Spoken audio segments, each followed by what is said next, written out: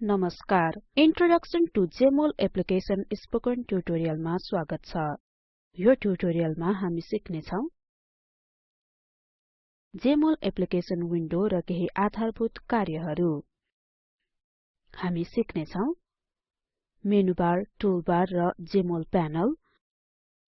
Jmol प्यानलको size कसरी परिमार्जन गर्ने सामान्य अर्गानिक मोलिक्युलहरूको मोडल सिर्जना गर्न हाइड्रोजनलाई एउटा मिथाइल ग्रुपले बदली मोलिक्युलहरू बनाउन हामी यो पनि सिक्ने छौं एउटा स्थिर कन्फर्मेसन प्राप्त गर्न एनर्जी कम गर्न र इमेजलाई .mol फाइलको रूपमा सेभ गर्न यो ट्युटोरियल अनुसरण गर्न तपाईसँग यो ज्ञान हुनुपर्छ उच्च माध्यमिक विद्यालय स्तरको केमिस्ट्री र आधारभूत अर्गानिक केमिस्ट्री यो ट्युटोरियल रेकर्ड गर्न म प्रयोग गर्दै छु उबुन्टु अपरेटिङ सिस्टम संस्करण 1204 जेमोल संस्करण 12.2.2 जावा संस्करण 7 कृपया याद गरौँ जेमोल एप्लिकेसन राम्रोसँग चल्न तपाईको कम्प्युटरमा जावा इन्स्टल भएको हुनुपर्छ जेमोल एप्लिकेसनको बारेमा यो एउटा निशुल्क र ओपन सोर्स मोलिक्युलर भ्युअर हो केमिकल संरचनाको 3 डाइमेन्सनल मोडल सिर्जना गर्न र हेर्न प्रयोग गरिन्छ र साथै प्रोटिन र म्याक्रोमोलिक्युलको सेकेन्डरी संरचना हेर्न प्रयोग गरिन्छ डाउनलोड र इन्स्टल गर्ने जानकारी उबुन्टु अपरेटिङ सिस्टममा उबुन्टु सफ्टवेयर सेन्टर प्रयोग गरी जेमोल इन्स्टल गरिन्छ कृपया यो ट्युटोरियल हाम्रो वेबसाइट www.spoken-tutorial.org को लिनक्स श्रृंखलामा हेर्नुहोस्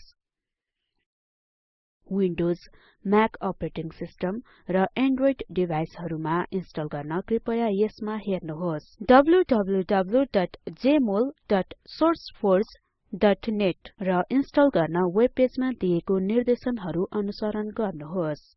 मैले पहिले नै मेरो कम्प्युटरमा उबुन्टु सफ्टवेयर सेन्टर प्रयोग गरी जेमोल एप्लिकेसन इन्स्टल गरेको छु जेमोल एप्लिकेसन खोल्न ड्याश होममा क्लिक गरौँ सर्च बक्समा टाइप गरौँ जेमोल स्क्रिनमा जेमोल आइकन देखा पर्छ जेमोल एप्लिकेसन विन्डोमा जेमोल आइकनमा क्लिक गरौँ जेमोल एप्लिकेसन विन्डोमा माथि एउटा मेनु बार छ मेनु बार मुनि एउटा टुल बार छ यहाँ डिस्प्ले एरिया छ जसलाई जेमोल प्यानल भनिन्छ मेनु बारमा त्यहाँ विभिन्न विकल्पहरु जस्तै फाइल एडिट डिस्प्ले आदि छन् यिनीहरु प्रत्येकका विभिन्न उपविकल्पहरु पनि छन्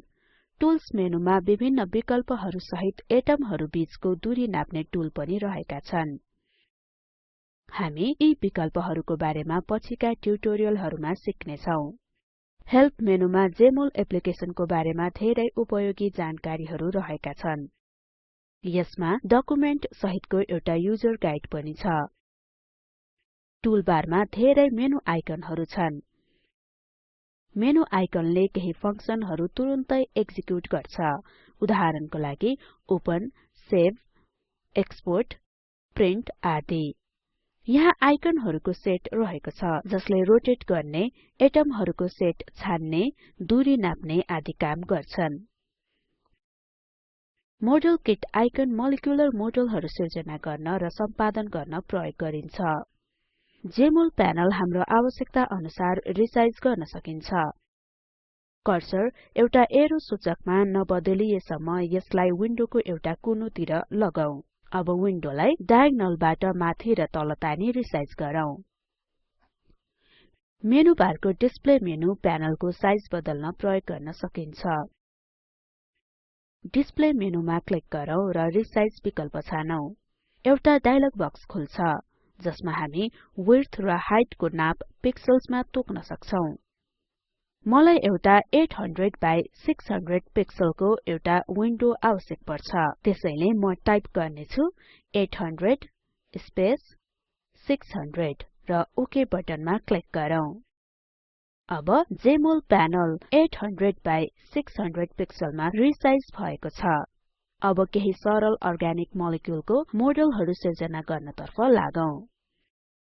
मोडेल किटले एनर्जी न्यूनीकरण गरी मोडलहरु बनाउन र परिमार्जन गर्न दिन्छ टुलबारको मोडेल किट आइकनमा क्लिक गरौँ प्यानलमा एउटा मिथेनको मोडेल देखा पर्छ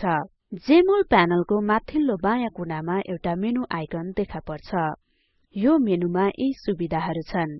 easily add delete drag atoms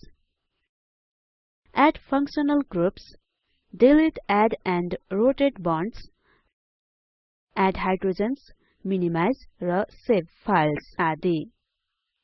मेनुको कुनै निश्चित सुविधा प्रयोग गर्न दिएको चेकबक्समा क्लिक गरौँ मोडेल किट फंक्सनले एउटा हाइड्रोजन एटमलाई एउटा मिथाइल ग्रुपले बदल्न दिन्छ तपाईले बदल्न चाहेको हाइड्रोजन एटममा कर्सर राखौं त्यो हाइड्रोजन एटममा एउटा रातो घेरा देखा पर्छ एटममा क्लिक गरौँ तपाई एउटा मिथाइल ग्रुप थपिएको पाउनुहुनेछ अब मिथेन मोलिक्युल इथेनमा परिणत भएको छ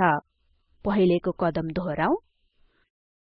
प्रोपेनको मोडेल प्राप्त गर्न हाइड्रोजन एटममा क्लिक गरौँ यो मोलिक्युलमा एनर्जी न्यूनीकरण गर्दा हामी सबैभन्दा स्थिर कन्फर्मेसन प्राप्त गर्छौं एनर्जी न्यूनीकरण गर्न मोडेल किट मेनुको विकल्पहरु स्क्रोल गरौँ मिनिमाइज विकल्पमा क्लिक गरौँ अब हामीसँग प्रोपेन मोलिक्युलको सबैभन्दा स्थिर कन्फर्मेसनको मोडेल छ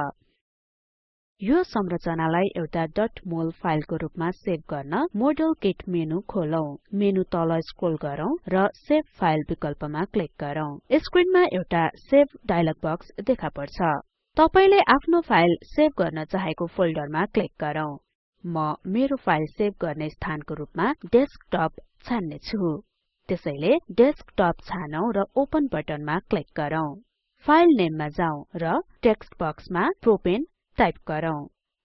फाइल्स अफ टाइपमा क्लिक गरौँ र मोल विकल्प छानौं अब डायलग बक्सको तल दायाँ सेभ बटनमा क्लिक गरौँ प्रोपेनको 3D मोडेल डेस्कटपमा .mol फाइलको रूपमा सेभ हुनेछ जेमोलबाट निस्कन फाइल मेनुमा क्लिक गरौँ र प्रोग्रामबाट निस्कन एक्सिट विकल्प छानौं संक्षेपमा हेरौं यो ट्युटोरियलमा हामीले सिक्यौं जेमोल एप्लिकेसन विन्डोको बारेमा जेमोल प्यानल रिसाइज गर्न टुलबारको मोडेल किट फंक्सन प्रयोग गरी सामान्य अर्गानिक मोलिक्युलहरु जस्तै मिथेन इथेन र प्रोपेनको 3D मोडेलहरु सिर्जना गर्न हाइड्रोजनलाई मिथाइल ग्रुपले प्रतिस्थापन गरी मोलिक्युल बनाउन एउटा स्थिर कन्फर्मेसन प्राप्त गर्न एनर्जी न्यूनीकरण गर्न र इमेजलाई .mol फाइलको रूपमा सेभ गर्न जेमोल मोडेल किट फंक्सन प्रयोग गरी तलको मोलिक्युलहरुको मोडेल बनाउनुहोस् 2,4 डाइमिथाइल पेन्टेन र 3 इथाइल 5 मिथाइल हेप्टेन एउटा स्थिर कन्फर्मेसन पाउन एनर्जी न्यूनीकरण गर्नुहोस् इमेज .mol फाइलको रूपमा सेभ गर्नुहोस् टुलबारको रोटेट मोलिक्युल प्रयोग गरी मोडेल रोटेट गर्नुहोस् तपाईको पूरा कार्य यस्तो देखिनुपर्छ तलको लिंकमा उपलब्ध भिडियो हेर्नुहोस् यसले स्पोकन ट्युटोरियल प्रोजेक्टको सार दिन्छ यदि तपाईसँग राम्रो ब्यान्डविड्थ छैन भने डाउनलोड गरी हेर्न सक्नुहुन्छ स्पोकन ट्युटोरियल प्रोजेक्ट टिमले स्पोकन ट्युटोरियल प्रयोग गरी कार्यशाला सञ्चालन गर्छ अनलाइन टेस्ट पास गर्नेलाई प्रमाणपत्र प्रदान गर्छ विस्तृत जानकारीको लागि कृपया contact@spoken-tutorial.org मा लेख्नुहोस् spoken tutorial project talk to a teacher प्रोजेक्टको एक भाग हो यसलाई national mission on education through ICT MHRD Bharat सरकारको सहयोग रहेको छ यो मिशन सम्बन्धी थप जानकारी तलको लिंकमा उपलब्ध छ म मन्दिरा थापा बिदा हुदैछु सहभागिताको लागि धन्यवाद नमस्कार